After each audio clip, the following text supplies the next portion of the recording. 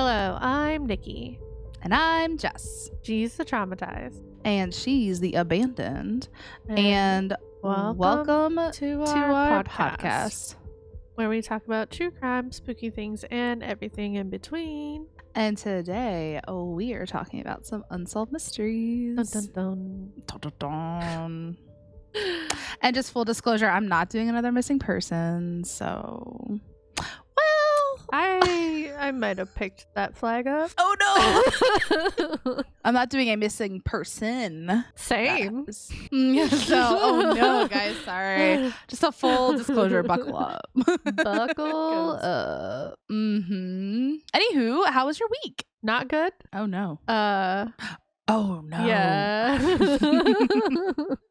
I went downstairs to walk on the treadmill, and I'm walking on there for like 2 minutes. By the way, the treadmill was so angry at me because I kept turning it on and off because I kept forgetting things. Like I forgot my water. Anyways, so I'm walking on it finally 2 minutes in, and I look over to the corner of the room, and there's a water bubble in like the paint. I don't know if any of you have seen what that looks like. And so I get off the treadmill again and I walk out to where my husband's working from home, and I'm like, yeah, can I show you something real quick? And so I brought him back into the room and was like, yeah, see that's water.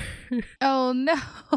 I like pressed the bubble and it was like, yeah. Long story short, pipe burst. Our outside spigot, yeah, it burst in 2 places. Oh, which is apparently not what it's supposed to do. It's supposed to be like burst proof, except for if you leave a garden hose on it over the winter, which I had no idea that was a thing.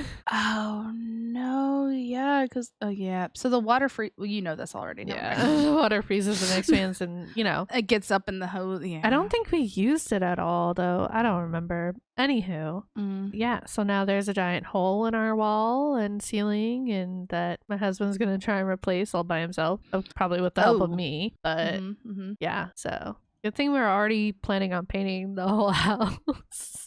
Yeah, that's good. Yeah, so that was our week-ish. Yay. Oh no, that's tough. I'm sorry. I mean, I'm glad we caught it very early though. Yeah, that's true. Because it was just this past week we started using the water spigot. So noticed it right away. There's not that much damage, so there's like not that much to replace, but yeah. But it's more than you were expecting to. Yeah. So it's funny because my husband's like, anytime we have spare money, it just every time something happens. It's so frustrating. Here we are. How was your week? Great. It was good. I completely caught up in editing. That was like the first half of the week was editing, and I got my research done like the first 2 days, and then now I'm just gonna slowly upload that. I got my Wi-Fi sorted because right now I'm literally living kind of in deep country, and there actually is no house internet available, so I have to run off of hotspots. I think I explained this to you, but like literally I have 2 different hotspots in my room right now, so I have them set up to where I think it's gonna work. So hopefully that's a thing. It's also just like, I'm sure you guys have noticed if you're watching on YouTube, like my camera quality is not that great because it's just bad internet, but it's temporary. Moving in July, so it's gonna be good. And then I start my job on Monday. 2 days from now. So that's exciting. Yeah, that's why I was like, okay, let's get back on a schedule. Like I'm gonna try to edit, like go back on like where I was. But yeah, so it starts off on Monday through Friday, 8 to 5 while I'm training.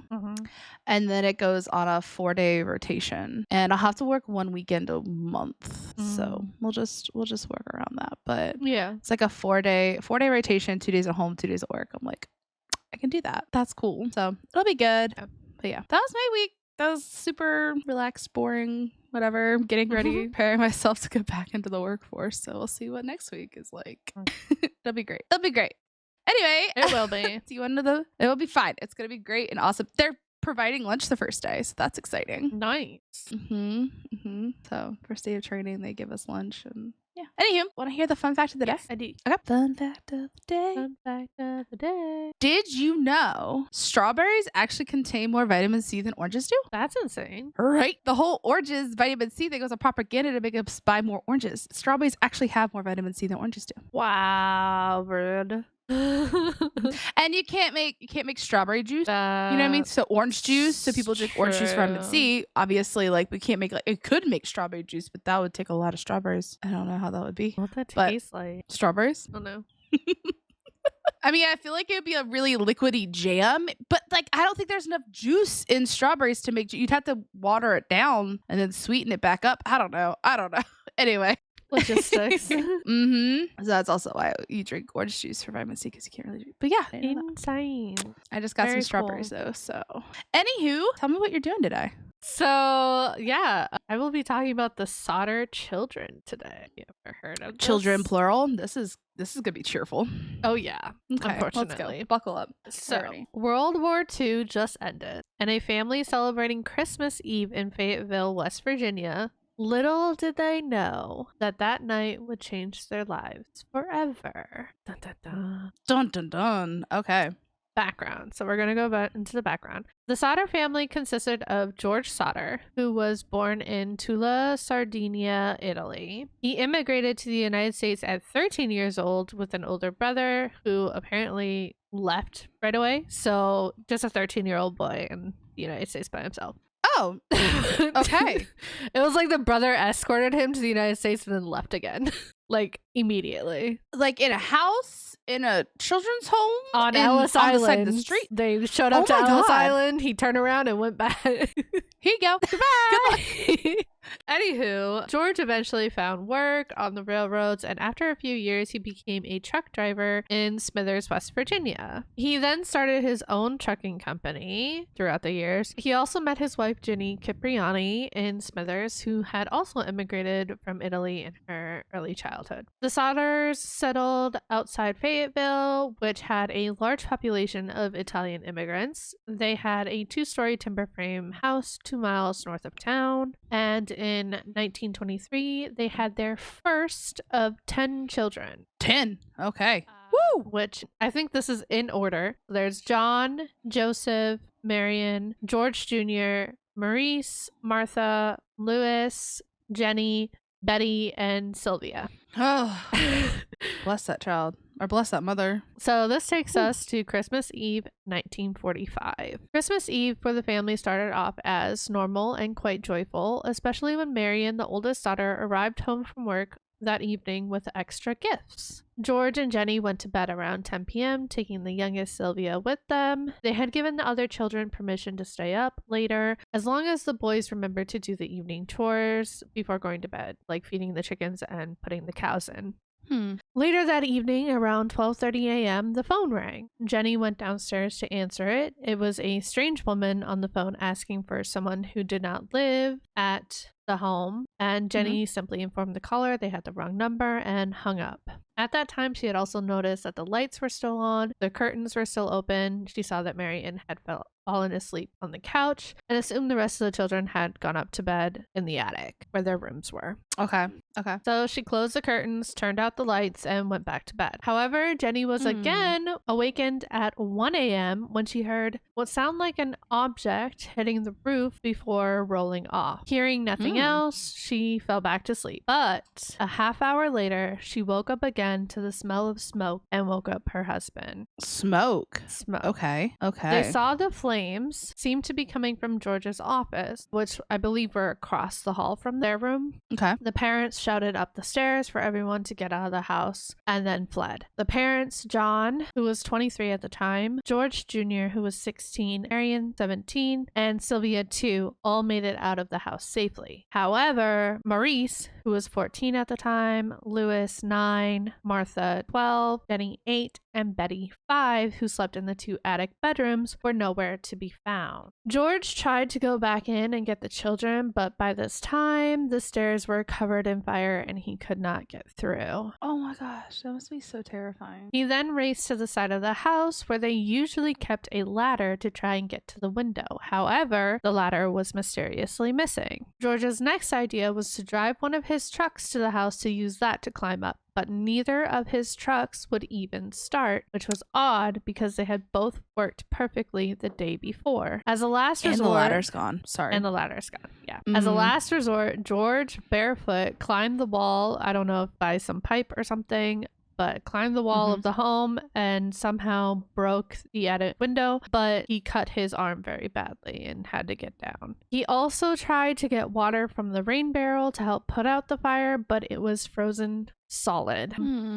Before like all this had happened and before they had fled the house, Jenny had actually tried to use the phone to call the firehouse, but the phone did not work at all. So while George was doing all he could to try and save the children, Marion had run to a neighbor's house to call Fayetteville Fire Department but got no response. A citizen driving by also offered to call the firehouse. So he drove to a tavern and tried calling, but he also got no answer from the operators. Like there was no operator, like no answer. What? So they drove into town to track down the fire chief, F.J. Morris. Now, fire departments back in that time were mainly volunteers, and some are still that way today, like in my hometown. So what happened was when a call came in, then the fire chief would have to personally call everyone to come into the station and go to the emergency. Nowadays, it's a little more modern. Like if we have an emergency, a page will go out to everyone's cell phone. They all drive into town to the firehouse, and then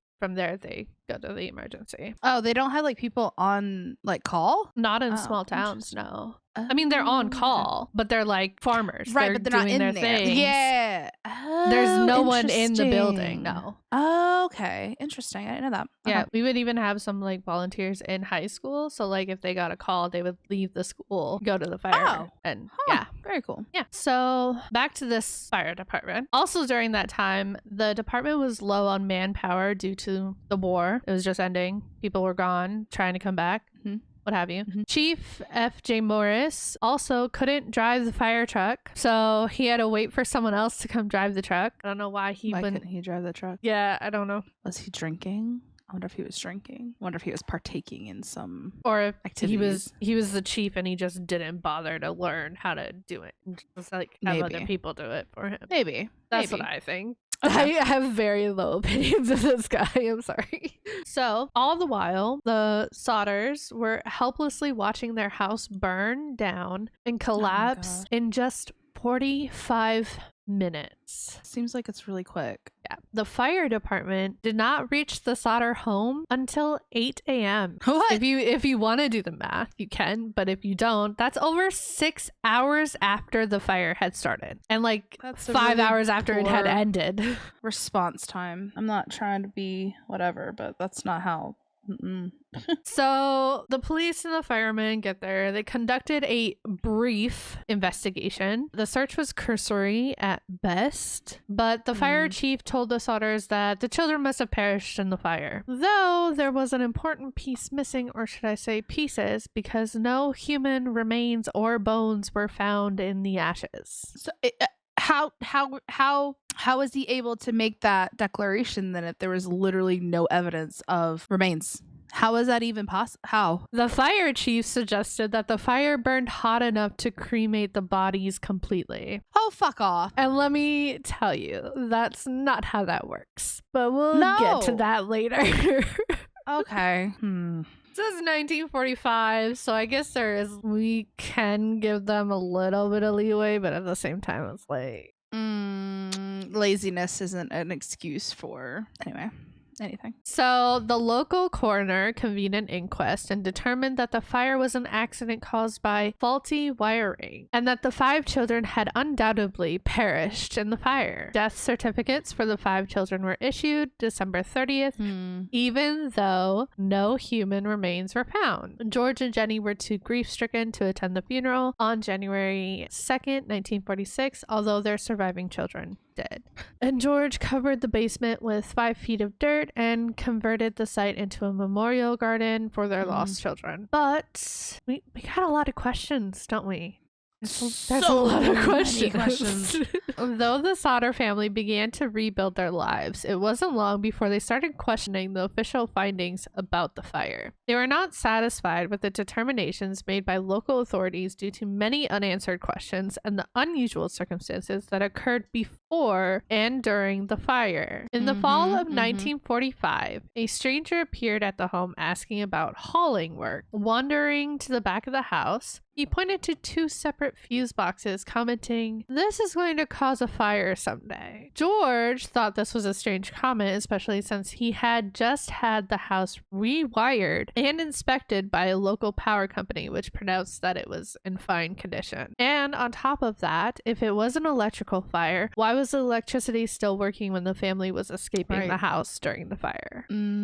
Another interesting fact was the insurance on the house. So, let me explain. Clente Gross Giannuttolo was a local banker. In fact, he was the director of Fayette County Bank. And George had a mortgage with this bank, and this mortgage had an insurance policy. But there's something weird about this policy because Giannuttolo would be the beneficiary if there was a fire in the home, which is obviously not a normal thing. Because I guess in the video that I watched, the bank would usually be the benefit, not an individual person within the bank. So, red flag. Another red flag was 2 months before the fire, Giannuttolo increased the payout form from $1,000 to $1,750, or about $27,000 in today's money. I think it's worse. Oh, good. On top of that, it is said that Giannuttolo had sent a good friend and an insurance salesman to the Sodder home to try and sell George life insurance for his children. No! After George refused the life insurance, either the man, the salesman, or Giannuttolo threatened him, saying that his house would go up in smoke and your children are going to be destroyed. Oh, come on. How is this not? This would happen because of the dirty remarks you have been making about Mussolini. So to kind of explain, George had found comfort in Fayetteville because of the large Italian community. He had a lot in common with the people, except for his political views. He was not shy about expressing his opinions and dislike for the fascist government of his native Italy and its dictator, Benito Mussolini. This would cause George to not be well liked in the community. So, aww. Also, you said Fayetteville, West Virginia? Yeah. Here's the thing. When I think of Fayetteville, West Virginia, I do not think Italian. That's so interesting to me. Right? So, yeah. Anyway. Another red flag was a strange car the family had seen numerous times before Christmas, whose occupants appeared to be watching the younger Sodder children as they returned from school. I don't like that. At this point, the family is thinking that the fire was due to arson because of all of the things. They did find the ladder that had been missing. It was at the bottom of an embankment 75 feet away. Like, why? How? Where? Oh, I have so many theories. Okay. Jenny also had trouble believing that the children's bodies had been completely incinerated. She contacted an employee at a local crematorium and questioned them. They told her that human bones remain even after bodies are burned at 2,000 degrees for 2 hours. Just as a reminder, their house had only burnt for 45 minutes. Because I've heard of certain fires being able to do that, but they were like you have to chemical have like fires. an extreme. Yeah, you have to have extreme accelerant. They were like chemical fires. Yeah, for sure. And they burnt for like days. So A telephone repairman told the Sodders that the house phone line had not been burned through in the fire as they had initially thought, but cut by someone willing and able to climb 14 feet up the pole and reach 2 feet away from it to do so. So remember when she tried to call the fire department? Yeah, no, their phone lines are cut. Instantly thought of phone lines being cut. I mean, there's so many red flags. There's so many red flags. Well,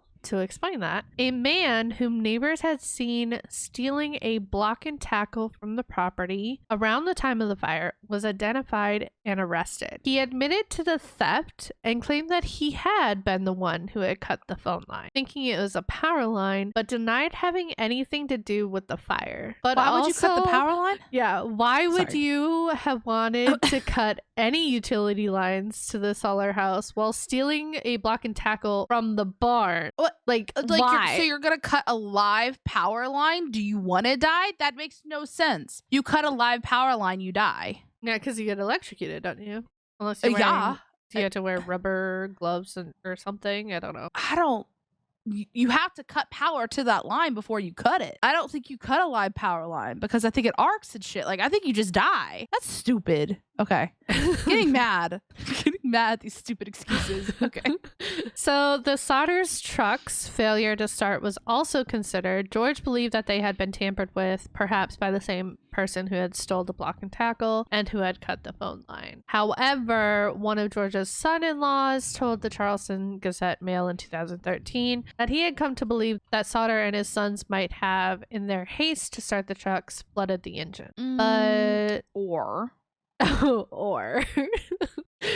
they were fucked with. That's what I think. Sounds like a really bad horror movie. Like, cut the phone line, disable the vehicles, hide the ladder. Like, it really does. It's crazy. The woman who had made the wrong number phone call to the Sodder house was completely unconnected. They thought that it was, but it wasn't. The Sodder family believed that their children were alive somewhere. There were a couple witnesses that came forward and claimed that they had saw the children at a hotel with men, etc. In August 1949, George persuaded Oscar Hunter, a Washington, D.C. pathologist, to supervise a new search through the dirt at the house site. So several small bone fragments were unearthed and determined to have been human vertebrae. The bone fragments were sent to Marshall T. Newman, a specialist at the Smithsonian Institute, and they were confirmed to be lumbar vertebrae, all from the same person. He also estimated that the victim's age would have been between 16 and 22. This age range determined it was not likely that of the bones of any of the missing children because the oldest, Maurice, had been 14 at the time. Right. Newman also added that the bone showed no sign of exposure to flame. So not that. Oh, Go ahead. You were about to say, however. I was just saying, they went looking for the bodies, but they found another one. And that's just reminded me of Chicago. But go ahead. However, it was later concluded that the bones likely came from the dirt that was used to fill the Sodder's basement and were unrelated to the family or the fire. It was also said in another source that they were animal bones, not human bones at all. So, yeah. Regardless, if you're filling my basement up with dirt, please make sure there's no bones in it. I don't want bones in my dirt. Ew. 2 investigations were opened on the case, one with the state and one with the FBI, but both dropped the cases within 2 years because of following fruitless leads. But the Sodders did not give up hope. They printed flyers with the children's pictures and offered a $5,000 reward for information. They soon doubled the amount to $10,000. In 1952, they put up a billboard at the site of the house and another along U.S. Route 60 near Ansted. The billboard would bring in many tips and leads. George followed up on many of the leads in person himself. Though every lead kind of went nowhere, the family continued their search. Like, they never gave up. Obviously, yeah. Then, in 1968, 23 years after the fire, Jenny received an envelope in the mail, mailed from Central City, Kentucky. There was no return address, just the postmark. Inside was a photograph of a young man, and on the back was written, Louis Sodder, I love brother Frankie, I lil boys, A90132, or possibly 35. So to kind of explain that a little bit. Yes, please. Nobody knows what it means. There's an explanation. They think that maybe that the numbers were a zip code because that's how the United States sets up their zip codes. However, neither 90132 or 90135 are zip codes in the United States. Mm-hmm. They are possibly zip codes for Italy. I think it in Sicily, Italy. So You think they yoinked them and took them back to Italy? we'll talk about it. But the picture they were convinced looked like Lewis. And I have a comparison of what Lewis was when he was younger and the picture that they were sent. What are your thoughts? Oh my gosh. Same eyebrows. Literally the same eyebrows. And I think the same nose and ears. Nose? I was literally like, yep. The ears are so similar. Uh-huh. That's crazy. It is crazy. Even though literally it looks just like him. Wow. Though the authorities believed it to be some cruel hoax, George and Jenny thought the photographs looked exactly how Lewis would have looked as an adult and was credible evidence that at least Lewis was still alive. So they truly thought that this was proof that their children were still alive. Yeah. Oh, that's tough. Hopeful, they hired a private investigator to go to Central City, Kentucky to track down the photo's sender or the young man himself. However, the investigator left West Virginia with his fee and was never heard from again. Whether he took the money and ran or somebody made him disappear, he was never heard from again. He's murdered. We don't know that, but speculation. The following year, George died on August 16th, 1969 at the age of 73. Jenny and her surviving children, except John, continued to seek answers to their questions. After George's death, Jenny stayed in the family home, and for the rest of her life, she wore black in mourning and tended to the garden at the site of the former house. Why did John not look into it any further? We'll get to it later. Okay. Yeah. Okay. Jenny died on February 15th, 1989 at the age of 85. Afterward, the family finally took the weathered, worn billboard down. And Sylvia Sodder Paxton, the youngest in the family, died on April 21st, 2021 at age 79. Oh, wow. The theories. We got a couple of theories to go through. Yep, I'm ready. George and Jenny Sodder believed in 3 possible scenarios for why their children were abducted. Number 1, they were victims of human trafficking, which did exist in the United States in the years during and following World War II. No evidence supporting this theory has ever been found, though. Number 2. I mean, human trafficking still exists and is a serious problem in the United States. So, yeah, I can believe it. Theory number 2. They were taken to another location and killed, or just taken by a former employer or associate as an act of revenge. And then what, though? And then human trafficked? Yeah, probably. Theory number 3. They were kidnapped by Jenny's brother Frank and taken to Tampa, Florida. This theory was later disproven by one of the private investigators who went down to Florida to investigate. So, obviously, the second scenario seems the most likely if we are to believe that they did not die in the fire. With all the evidence of George being disliked and the threats being made against him by John Janitolo and associates, that's where my thoughts are.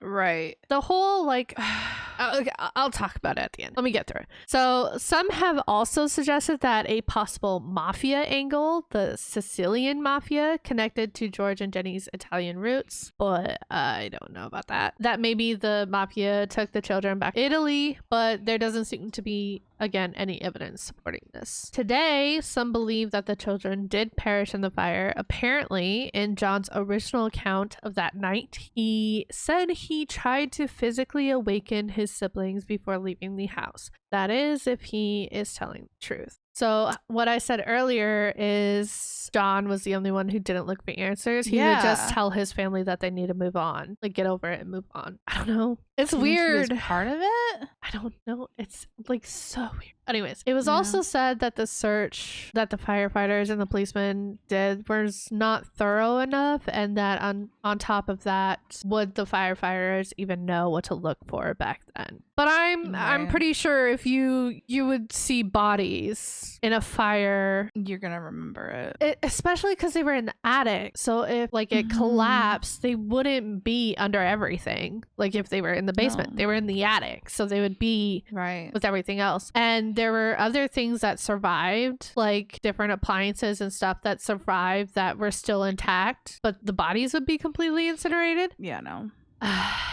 Personally, I think it is very strange that there were no human remains found when the fire happened, nor when they did the excavation 4 years later. They just found a couple of bones, which I still don't think is enough. No. Like, it's only been 4 years. No. There should be more than just a couple of vertebrae. Not only that, but look at the other facts. The phone line was cut. The ladder was moved. The phone line, the weird sound of something hitting the roof, the weird people stalking the family, the insurance scams, like, how is that not more obvious that It's so obvious they were trying to fuck this family? Like, it's infuriating. Suspicious. Yep, suspicious. But if the kids did survive, like, I have no idea where they are. Where are they? What they do? Right. I mean, they're dead now because the youngest one died. But, like, what happened? Like, this case has always fascinated me since I first heard it because, like, where did they go? They just disappeared. Their bodies aren't in the fire. Like, they were probably given, like, different names and stuff. Mm-hmm. And, like, forgotten their old stuff. So yeah, crazy. That's crazy. It's crazy. Oh, yeah. Mm. What do you guys think? Did the What children die in the fire or were they taken? Also, okay, so another thing that I was thinking about as I was writing the story. So back to the beginning, when Jenny's like going downstairs to answer the phone. Yep. What if the children were already gone at that point? Because Marion's asleep on the sofa and, you know, the kids were supposed to turn off the lights and turn the curtains in before going to bed, but they didn't. And Jenny doesn't go upstairs to check to see if they're in their beds. She just assumes that they're in their beds. So, like, what if they were already gone at that point? Yeah. Maybe they went out to do the chores and that's when they snatched them or something. I don't know. Like, maybe. I didn't even think about that. I think that's when they disappeared, is before like everything even happened. Yeah. But if John is to believe that he went up the stairs and shook his, I don't know if I believe him. How old was John at the time? He was the oldest, I believe. He was 20 something. I wonder if John had something to do with it. Maybe John got in a bad way with people and they were like, well, the only way you got to pay us off is by setting this up. Maybe John, I don't know. Maybe John moved the ladder. John was 23. See, that's suspicious to me. And I don't want to ever blame family because, like, that's the people you're supposed to, like, trust the most, right? But, I mean, some people get really desperate. Why is he the only one of the whole family who doesn't believe? Who gave up. Yeah, who doesn't believe. I don't know. And he was the only one to go up there and check on him, too. That's really... If he did. Because, like, that's the fire was already, like... I mean, from some accounts, the fire was already, like, licking the stairs. So, would he have run through the fire to get to the children? To shake them? To run back down? Like, I don't know. And then why... If you're up there to shake them... Why the hell not throw two over your shoulders? Yeah, exactly. Why are you leaving them up there? Yeah, you're a 23-year-old man. You can carry a 5-year-old and an 8-year-old at least. Save the throw littles. Throw them over your shoulder. Right? Throw them over your shoulder. Like, those are your siblings. Like, genuinely, you're going to do anything and everything you can to get... If you're up there, like, throw them out the window. They might break a couple bones, but at least they're going to survive. You know what I mean? Like, you do anything to save them. You don't I don't believe, turn around and leave believe them John sleeping for a second. Yeah, no, that's suspicious. Yeah. Anywho. Sorry, John. Well, maybe he sold his to that's what I'm leaning on. That's what it sounds like to me. Crazy. It's depressing. Yeah. Sorry. Want to hear more depressing things? Yes, I'd love to. Okay. So I'm gonna be doing a ghost ship. Ooh. Which I'm gonna be doing the Sabrina ship because it was super interesting to me. It's a ghost ship, so we're gonna tell the story a little bit. I'm also going to go into a couple other ones because it's a ghost ship, so there's not a whole lot of information and there's theories on it. But then we're gonna break down a couple other ones that were found. Side note: it also made me go into a spinoff. It may have grabbed 2 additional topics for future episodes, so just be ready because we're gonna have some. I feel like we're gonna have some ships in our future. Yes. But yeah, so I grabbed the Sabrina is what we're mostly talking about, and then we're gonna have a couple other little smaller stories. And then, are you ready, kids? Yeah. I just realized what you're talking about a ship. We did that on purpose. Sure. We're starting with the Sabrina. So the Sabrina was a 3-masted schooner weighing 189 tons, which was launched in 1873 at Whitstable. She was originally designed and built to transport meat from the River Plate area of South America between Argentina and Uruguay. The ship had a distinctive hull design with a flat bottom, similar to a barge, and was rigged to be run with only a few hands. About 5 people were needed to operate the ship. This enabled the ship to sail up the shallow River Plate waters to reach the town of Fray Bentos, which was the world's largest slaughterhouse at the time. Wow. Fun fact. Yeah, fun fact. Yeah, sorry. Sabrina was 100 feet long and could transport a large cargo of salted or iced meat compared to other sailing ships. But the original owner's plan to import meat failed due to the ship's slow speed and lack of onboard refrigeration. So, obviously, the meat would go bad. Mm-hmm. The owners decided to repurpose her and utilize the Sabrina for Mediterranean trade trips that were much shorter in comparison with the previous proposed route. However, in 1881, the ship was taken to Britain and placed in the European coasting trade. According to boating expert John Leather, the ship gained a reputation as a lucky vessel. Sadly, that reputation did not stop it from meeting a tragic fate. Oh dear. For a time, the ship worked across different ports around Europe under multiple owners until by 1917 she was operating out of Falmouth in the United Kingdom.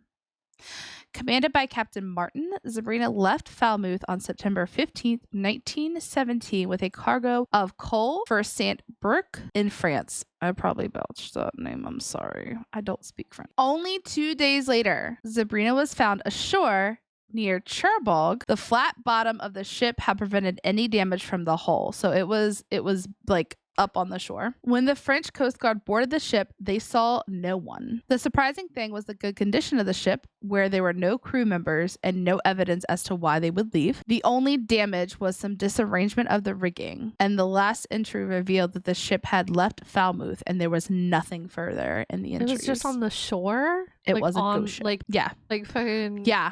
Like it was beached. Wow. Yeah. Some theories. How does it... As there was no... Go ahead. How does it beach with no... Because it was a flat bottom. So it was able to just roll up? Mm-hmm. Okay. Yeah, because it was like a barge. Oh, interesting. Okay, so as there was no damage done to the ship and the crew was completely gone, this led many to conclude that the ship had been attacked by a U-boat. Now, U-boat? Keep in mind, Europe, When did it go missing? Europe in 1917 was at war. World War I. That's insane to think that there was regular pirate ships and U-boat submarines at the same time. Yeah. Existing. Yeah. Like what? Yeah. Yeah. That's fucking well, because it was made so much earlier. It was made in the 1800s, but it was just really well made, so they just kept reusing it. That'd be insane. Yep. Okay. So Europe is at war, and Sabrina was delivering fuel to northern France. They were delivering coal, which would make it a legitimate military target. Question: do you know if their hull was still full or not? I'm getting there. Okay. The boat was traveling with more people on board than usual, so instead of the 5-person crew, it actually had 23. Also 5 person for that whole ship. That's insane. That's what I'm too. saying. Yeah, well, the ship was built to be like a low functioning, so you could haul like more product. Okay. So this may have prompted the Germans to consider Sabrina to be a Q-boat, which is an armed merchant vessel rather than a simple cargo ship because it had more people. But a German attack, most likely from a U-boat, would not explain how the crew alone were targeted or where they went, or indeed why the French were able to salvage the entire cargo themselves. The coal and everything was left on the ship. Yeah, wouldn't a U-boat just torpedo it? Do they have torpedoes? Those U-boat? I don't know. Okay. Yeah. Okay. Well, yeah, we'll get there too. Okay. So the common theory is that the submarine appeared next to the ship and removed all the crew members from it. And then the submarine must have been disturbed after that by some allied threat before it could sink the Sabrina, leaving her a ghost ship adrift. So they took all the people and then they went back to sink it, but then they got interrupted. However, this does not explain the crew, why they were taken prisoner. It would be a very unusual decision for a U-boat commander to make. Like, were they murdered? But not a single body has been found washed ashore. Like, they're just gone. Where did they 23 people. Furthermore, there's no record of any attack on the Sabrina ever surfaced. The Germans after the war were as mystified as to what happened as to her as. So like after the war, they were like, okay, but what about the ship? And they were like, what ship? They had no records of it at all. About that. Wow. Nothing. Now, so flip side of that, maybe the U-boat that took the crew ended up getting like sunk itself before it could make it back to port and report it. But like at this point, that doesn't really seem like it was the likely cause. So a subsequent investigation described and this is a book, When Ships Goes Down by David Masters, that was published in 1932, came to the conclusion that the crew had been washed overboard in a squall and the craft had just sailed on without them. All of them? Just because that was washed all of them away. Yep. Was there a squall that at the time they were sailing? That area is known for them. Okay. So it's not a decent theory, but also like, I don't know. Questionable to me. Mm-hmm. So the end of the ship. So the only thing that is known at this time is the actual fate of the Sabrina after it ran ashore. Mm-hmm. According to Leather, the ship was salvaged, refitted into a coal hulk from 1928 to 1930. So it continued to run. Like it literally was like decided to get on a ghost ship willingly to keep going. I don't know. Yeah.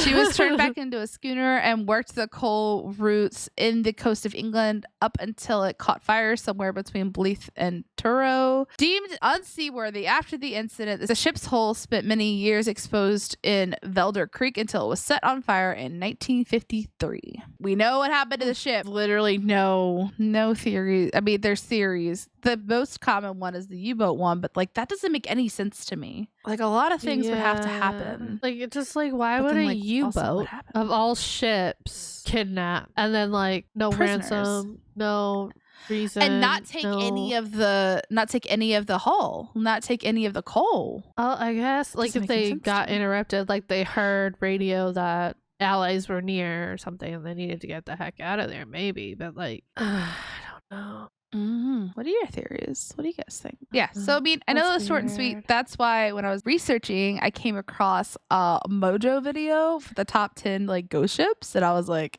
yes. So I just figured I'd give you guys a couple more like short ones. Like I said, there were two where I was like, oh, those deserve a lot. They deserve their own episodes. Right. So forward to that. These are just some short ones. So buckle up. Oh dear. Some of these are crazy. Okay, so one was the Governor Parr, weighing 912 tons and was built in 1918 by W.R. Huntley and Sons in the Atlantic Canada. It only lasted 5 years. The ship was only working for 5 years. In 1923, she was significantly damaged during a storm, which resulted in the deaths of 2 crew members, including the captain. After the survivors were rescued, the Parr floated through the Atlantic before salvage operation was launched. Fortunately, the ship stubbornly broke away from her tow and was left to float the waters forever, becoming a menace to navigation. What? Its current whereabouts are unknown, although it's probably at the bottom of the ocean. So it's just out there. I was gonna say the ship's still out there floating. They don't know. It might be. It was. They think it's probably at the bottom of the ocean at this point, but Can you they just let it go. imagine It just sailing 10 years later and be like, oh, there she is. Look at her go. Like, 912 tons. It's not a small boat. Like, it's not tiny. what the heck? Hold on, what That's are funny. Just let her go. The Yanseng is the next one we're doing. So in 2006, an 80-meter long tanker was spotted southwest of Queensland. And when authorities boarded the ship, they found it empty and all its identifiers had been removed. Its name had been painted over. What? Painted. And its engines had been inoperable for some time. They did find a good amount of rice, indicating that the Yanseng may have been a resupply ship. However, no one claimed the ship. And after a while of trying to figure out where it had come from, it was taken out to sea and sunk. No one no one's like, that's our ship. We've been missing a ship. Nope. Like, just like, Nope. what the It was just heck? found. 80-meter long tanker was just found. Like a boat just came across it and it was completely like empty. Like nothing. The Resolven. Ooh. So what makes this ghost ship super interesting isn't just the fact that there were no people on board, but the lamps on the ship were still lit. So the Resolven was found in 1884 between Bacalhau Island and Catalina, Newfoundland. The ship's lifeboat was missing, the lamps were still burning, and an entry in the logbook had been written only 6 hours earlier. The accepted story seems to be that the inexperienced crew had hit some ice and fled in a panic on a lifeboat. While the ship was salvaged and then relaunched later, the crew was never found. Where did they go? Also, if the ship isn't sinking, why are you abandoning it? That's the thing, is the theory is they were inexperienced, so they panicked. In a panic, they just fled. They didn't really so had they stayed on the ship, it would have been fine. But the crew was never found. Where did they go? I don't know. Ocean is so scary. I think they died. Yeah, all of these stories aren't really happy endings. So the MV Joyita, very interesting background. After a storied history, including a time in Pearl Harbor, the MV Joyita landed in control of Captain Dusty Miller, who used it as a fishing and trading boat. The Joyita left Samoa on October 3rd, 1955, with 25 people on board. The trip was supposed to take 48 hours, but it wasn't until 5 weeks later that the ship was found partially submerged in water. 5 weeks? Did nobody really be like, yo, where are they at? It's been 2 days. They're supposed to be here by now. Supposed to be Maybe back. we should go look. Maybe. I mean, I think they might have sent search parties, but they didn't find them until 5 weeks later. Okay. Anyhow. So after investigation, it was discovered that the distress beacon was faulty and that the boat had sprung a major leak due to a corroded pipe in the cooling system. Its 25 occupants are still considered missing. Where did they go? That's the question for all of these stories. Where did That's they the go? question of the day. Where did they go? Damn. Yeah, it was 1955. They're still missing. Stranded on an island somewhere. Dead. Yeah, probably. Okay. Kaz II was a little catamaran boat found floating in Australian waters in April 2007. When authorities boarded the ship, they found that everything seemed normal. A laptop was on, the engines were still running, and food was still left on the table. However, its 3-man crew was nowhere to be found. Where did they go? A search and rescue party was sent out, but they found nothing. After the investigation, it was concluded that one man must have fallen overboard while fishing, and the other dove in after him. So before the owner could send out the life buoys, a swinging boom knocked him overboard. So the 3 men then drowned while the boat was sailing away. That's Fucking drowned the big Three Stooges style. theory. Like, no. Wrong. What? They just all fell overboard and couldn't get back on the boat. I mean, it could happen. Because if the sail is down, that thing is gonna take off the bottom. You're and they not can't catch moving if you're fishing. You're not moving Yeah, if you you're do. fishing. Yeah, Not you do. when you got the line out. You can. That's how you catch the big ones. That's how Okay. they tuna fish. Is it? They That's how you moved tuna the fish. boat? Yeah, they have so many like lines off the back of it, and they're moving, and they hit one, and you pull it, and you pull. Yeah. Okay. I mean, it doesn't seem like a smart idea where there's only 3 of you, unless they weren't moving, and so then the one fell, the other one dove, and the swinging boom hit the one, and then that took wind. And so now the ship's moving. I don't know. I didn't make the theory up, okay? I don't know what happened. Where did they go? I don't know. Okay. Oh, gosh. Buckle up. Okay. So, the Seyo. Seyo was sailed by a German single handler, Manfred Fritz Bajorat. He was described as a 59-year-old adventurer who had been sailing for 20 years. He had been voyaging in 2008 with his wife, Claudia. However, they did split up. She did end up passing away from cancer in 2010. The Seyo was originally spotted on January 31st in 2010 by a crew in the Clipper Round the World race south of Guam. They notified authorities. Authorities said, keep sailing. You're in a race. We'll investigate it. They never found it. A month later, however, Philippine fishermen found the battered yacht more than 1,000 miles west of Guam. That bitch had moved Wow. in a month.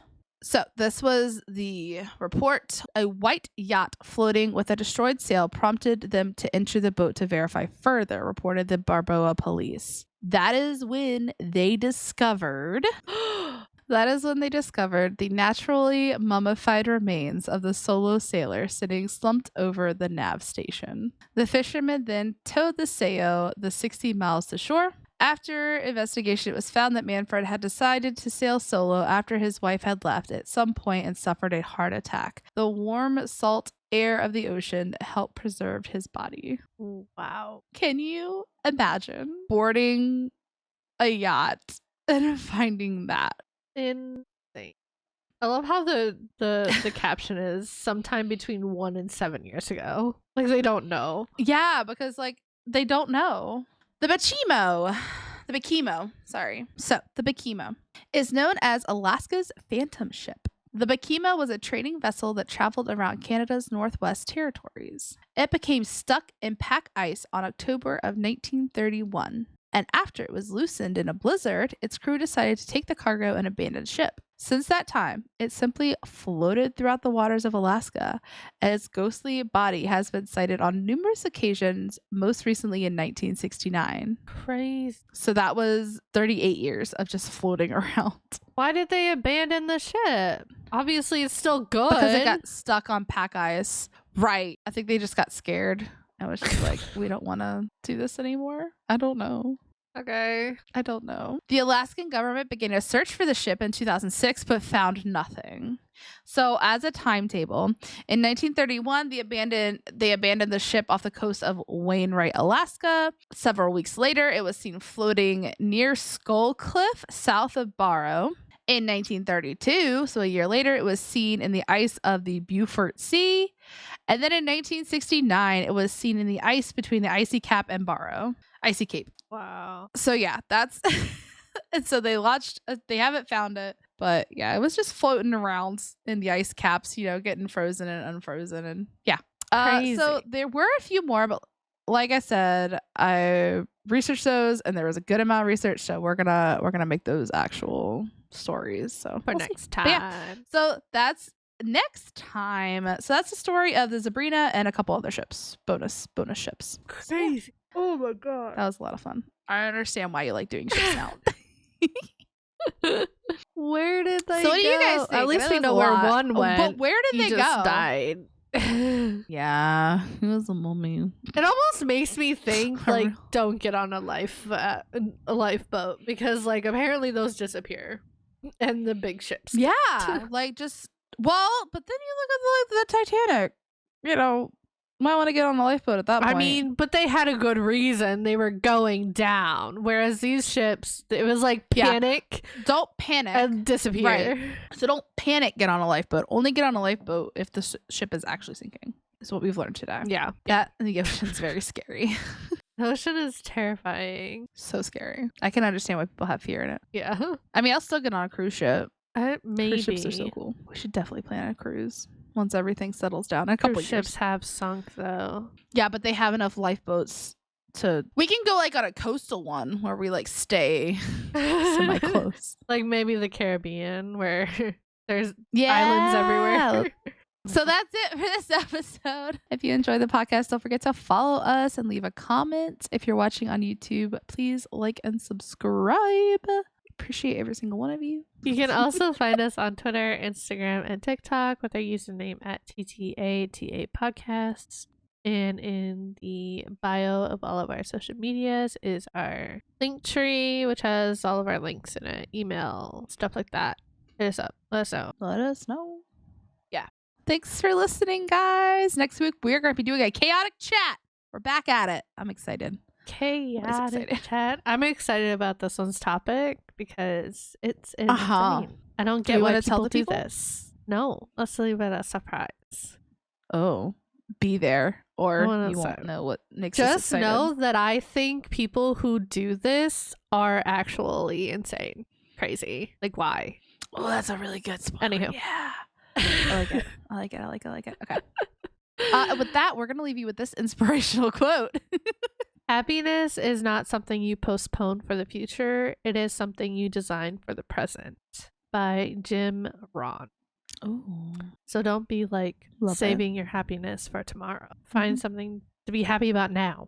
Live in it today. Yeah. All right. That's it. Bye, guys. See you next week. Have a great week.